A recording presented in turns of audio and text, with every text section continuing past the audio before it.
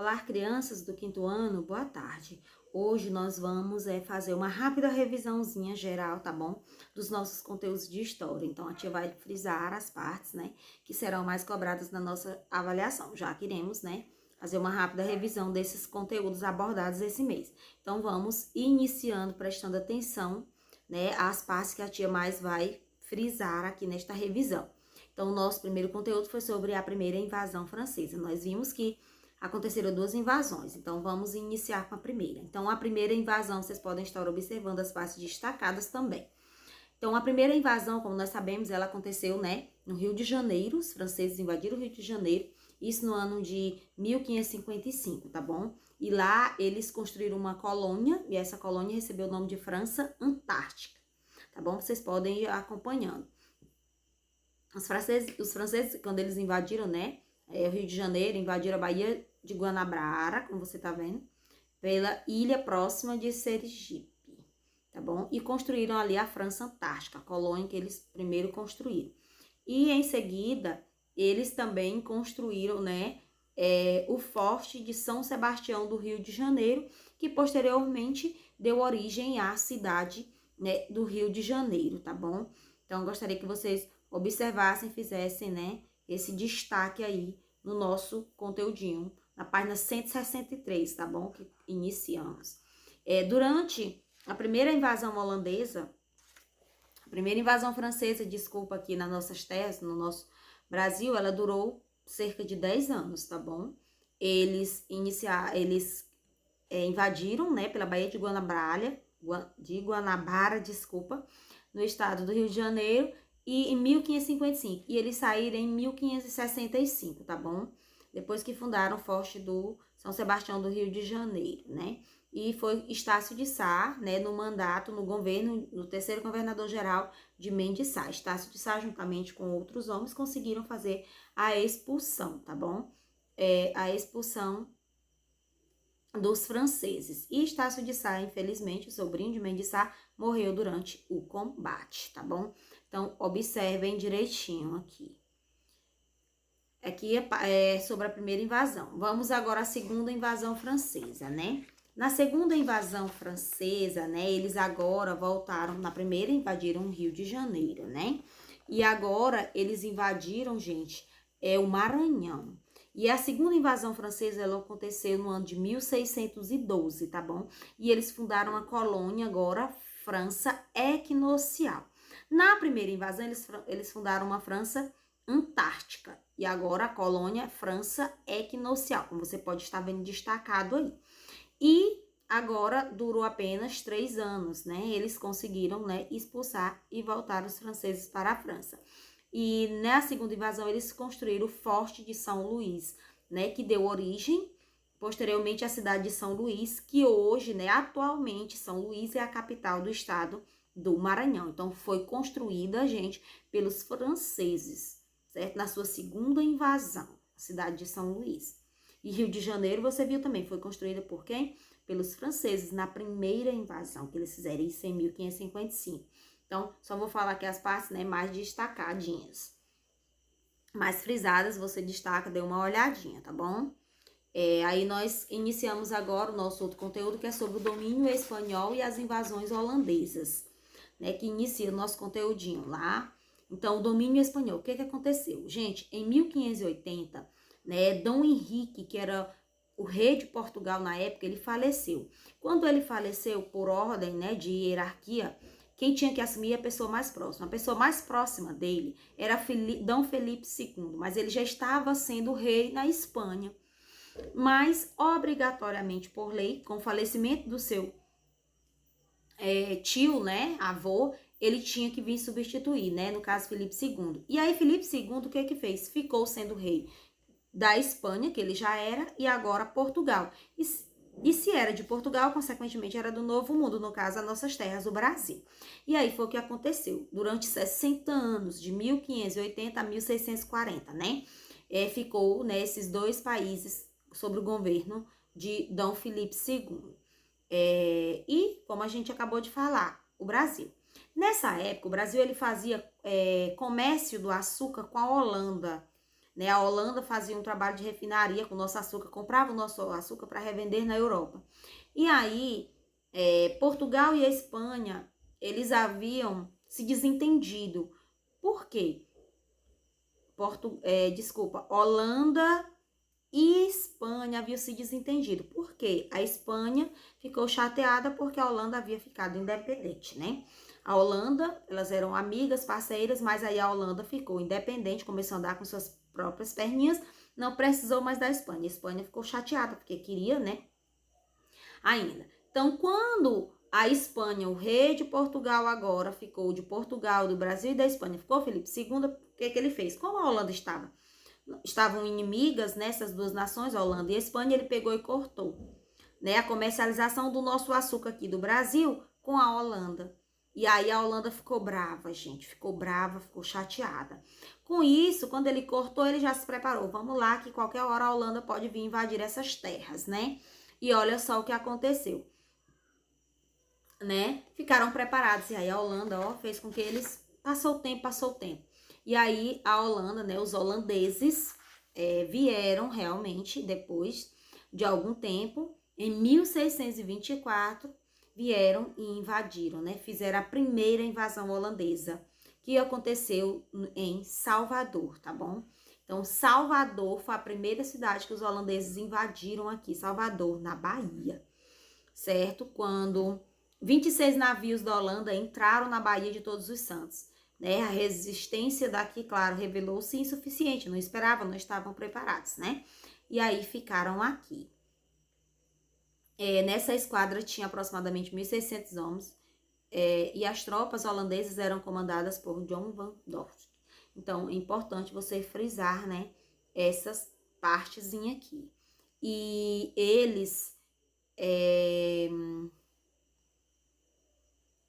aqui abaixo, como a gente pode estar vendo, para conseguir, né, fazer com que os franceses ficaram um ano, ficaram de 1624, essa primeira invasão holandesa, até 1625, né? Então, um ano em Salvador ficaram sobre essa invasão.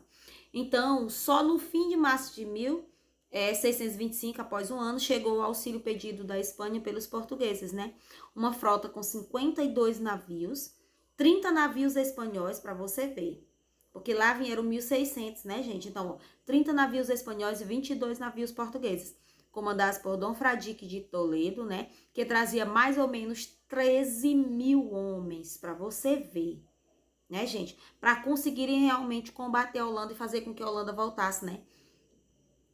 Lá para Europa. Então, os ocupantes holandeses, né? Foram obrigados a desistir da luta. E em 1º de maio de 1625, claro, ele rendeu-se, voltou, né, os portugueses para a Holanda. Então, para vocês terem essa noção, a esquadra era comandada com aproximadamente 1.600 homens da Holanda, quando invadiram aqui Salvador, né, na Bahia. E aí, um ano após, olha o que foi que a Espanha conseguiu. 30 navios espanhóis e 22 portugueses, tá vendo? Com aproximadamente 13 mil homens, para realmente conseguir fazer com que a Holanda voltasse, né, a Europa, certo, gente? Então, observe. Depois, crianças, aqui abaixo, né, a gente pode estar vendo, aconteceu a segunda invasão, né, holandesa, que já foi em 1630, tá bom? Voltaram. 5 anos depois, né, eles se renderam, né, na primeira invasão, 1625.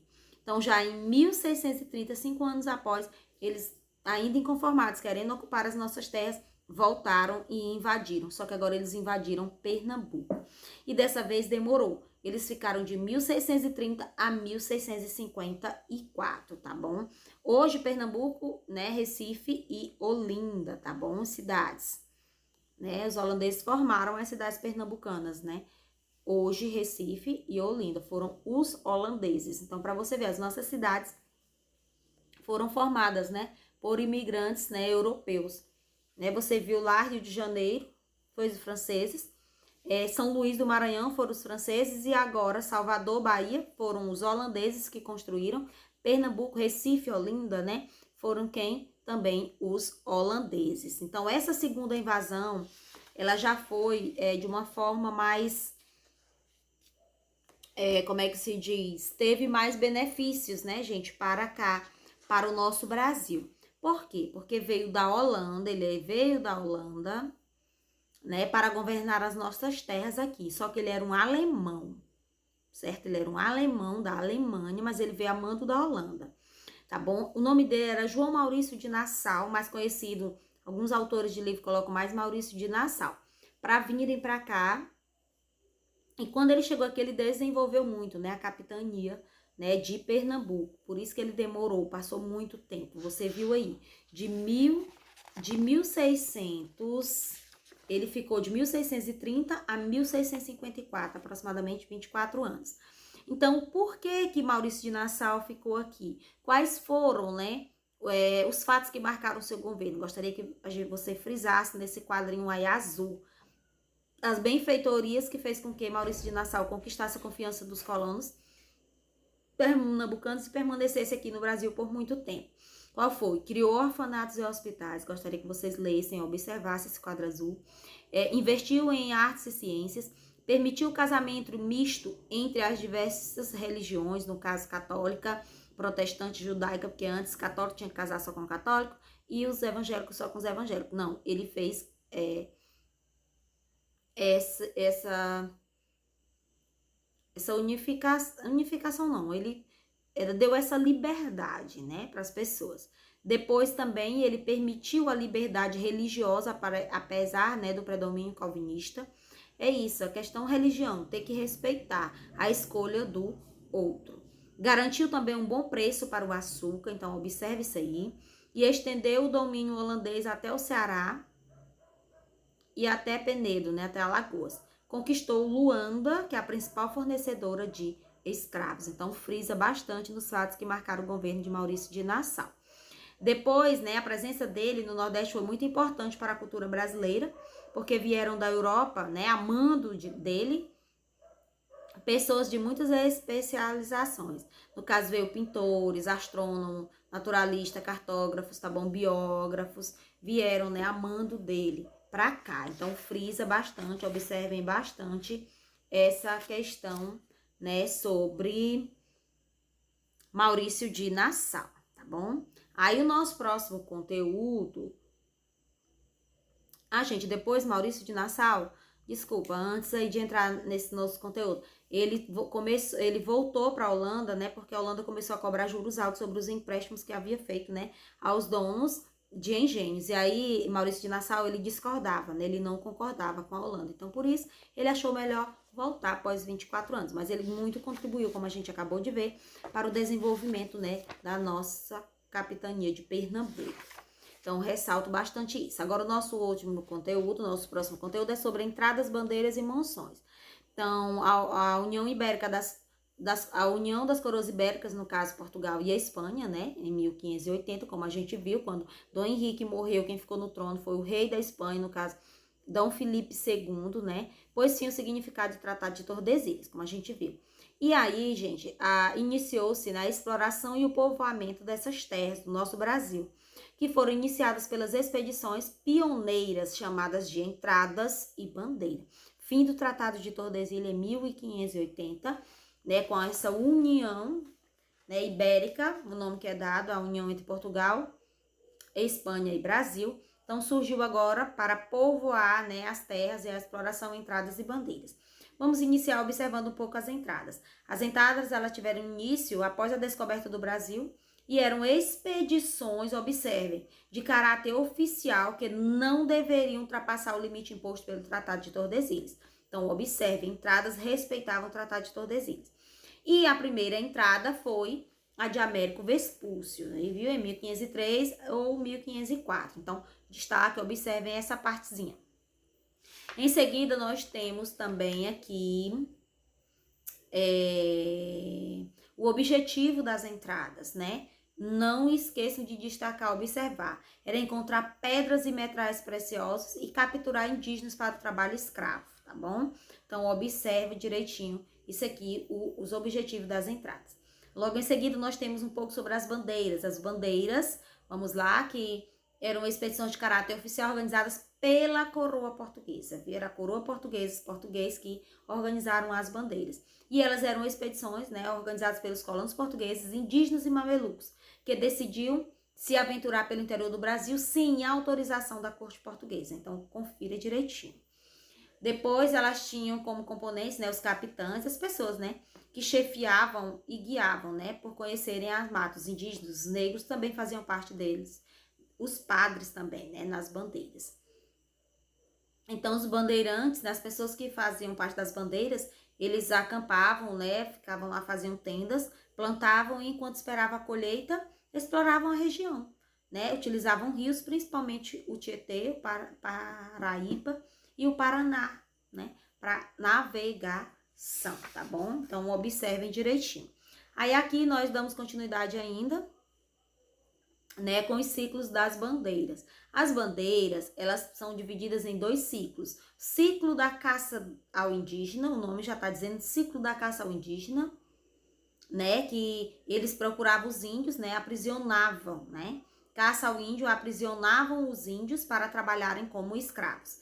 E o segundo é o ciclo da mineração, o próprio nome já disse também, ciclo da mineração, é que eles iam, né, à procura de metais, de pedras preciosas, né, mineração, tá certo? Então, observe, faça esse destaquezinho, certo? Aí, aqui nós temos agora, né, as bandeiras, né, do ciclo da mineração, que elas tiveram várias consequências. Eu gostaria que a gente destacasse, observasse, né? Nós temos aí, foram descobertas riquezas minerais, destaque, observem aí, tá bom? As bandeiras no ciclo da mineração, as consequências que elas trouxeram. Foram descobertas riquezas minerais, fez-se o povoamento do interior do nosso país e fez-se também a expansão territorial da região centro-oeste. Então, confira. Em seguida, para finalizar, nós falamos agora sobre as monções, que foram bandeiras paulistas que se deslocavam, né, pelos rios a fim de abastecer de alimentos, instrumentos de trabalho, pólvora e armas os que se dedicavam à procura de minérios. Então, observe, então, monções eram isso, eles saíam, né, pelos rios navegando a fim de dar ajuda às pessoas que estavam à procura de minérios na floresta, na mata, porque naquela época era mesmo tudo fechado, mata, né, a floresta. O nosso Brasil não tinha essa divisão que tem hoje. Então, eles andavam a pés, né, os bandeirantes, né, as entradas também, as pessoas que formavam as entradas andavam a pés. Então, as monções, né, elas iam diferente, elas iam navegando nas águas dos rios, levando os mantimentos para as pessoas que estavam, né, na floresta à procura de mineiros, porque a gente viu que era muito difícil, muitas pessoas nessas entradas, bandeiras, morriam de fome, porque o percurso é muito longo, você imagina, eles estavam tentando descobrir, conhecer as nossas riquezas aqui, e também o quê? Descobrindo esse novo mundo, o nosso Brasil, que nessa época não tinha estrada, não tinha meio de transporte, não tinha nada, gente, era só mata, só floresta. Então, andando muito a pés, então passavam muita fome, muito sede, muito medo, tá bom, dos animais, que nessa época tinha muito animal selvagem, tá certo? Então, esse foi o nosso conteúdo. Então, releia e com certeza você fará uma ótima avaliação.